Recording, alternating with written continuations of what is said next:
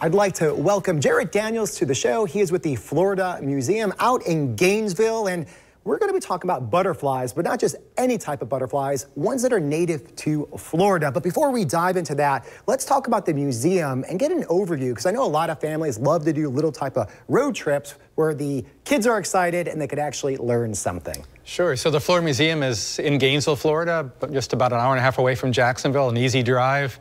And we have a beautiful butterfly rainforest exhibit there that has about 1,000 free-flying butterflies from all around the world. A great place, very immersive exhibit, great place for kids. You can see the butterflies actually emerging from their pupa in our labs. You can see some of the conservation work that's going on. You can see one of the world's largest butterfly and moth collections. You know, again, just an hour and a half away. Wow. All right. So now let's just talk about the ones that are native to Florida. And you see in front of me quite a bit. And one of the things I love, you bought some models with you right here, right? Yeah, so these are some of the butterflies that you can attract to your yard in Jacksonville. The ones in the case are actually tropical species that you'll find in our exhibit, but are not native to Florida. Okay. And so these are kind of large swallowtail caterpillars. This is a butterfly called the Polydamas swallowtail that will eventually be about 1.5 inches, 2 inches long as an adult caterpillar. And then these are, of course, the monarch butterfly. And that's a really common butterfly you can attract by planting milkweeds in your yard, and a butterfly that is in need of conservation. All right. And then I see kind of like little spikes along this guy's back. Yes. Do those have a purpose? Well, they're kind of just ornamentation, and they are a little bit sensory also for the caterpillar as it moves along.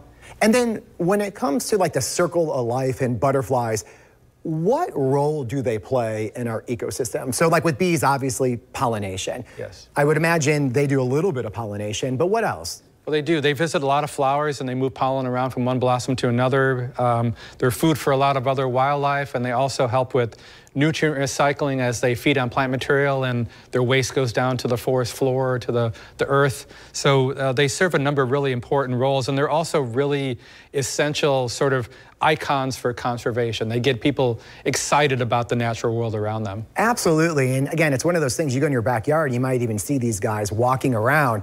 Are there any that are poisonous in this region, like in our backyards? So no butterflies that are poisonous. There are some moths that have spines that might be irritating. You might get a rash or just a minor irritation. But generally, all butterfly caterpillars, completely harmless. And then when you see like the bright colors, is that to attract a mate, or what else? Scare off predators? A little bit of everything. So obviously finding a mate is really important.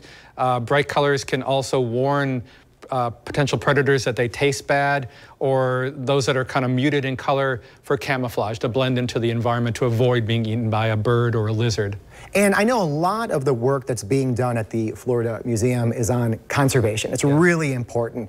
And you guys actually are doing something that's pretty unique, especially for a museum. We do. So we work with a local brewery called First Magnitude in Gainesville, and we have a number of butterfly beer initiatives. And our latest one is a national beer release that's theming around the monarch butterfly. So it's called Reign, and the campaign is Restore the Reign of the Monarch, and all of the or a great majority of the proceeds will go towards planting milkweed across the U.S. in support of the monarch. Wow. And then I would imagine, let's just say if you want more butterflies in your backyard, milkweed would be something to plant. Definitely, yeah. Native plants, milkweed's a great place to start, but very easy to attract butterflies to your home landscape. All right. And if people want to learn more about the museum and start to plan a visit, how can they do that? What's the best route? Well, they can just go to the Florida Museum's website. All the information is there to plan your visit. The expectations, what exhibits are open at the time. We also have live webcams in the butterfly exhibit, so they can literally see the exhibit before they visit. That is awesome. Definitely have to check that out. Well, Jarrett, thank you so much for your time and your information. We appreciate it. My pleasure. Thank you for having me.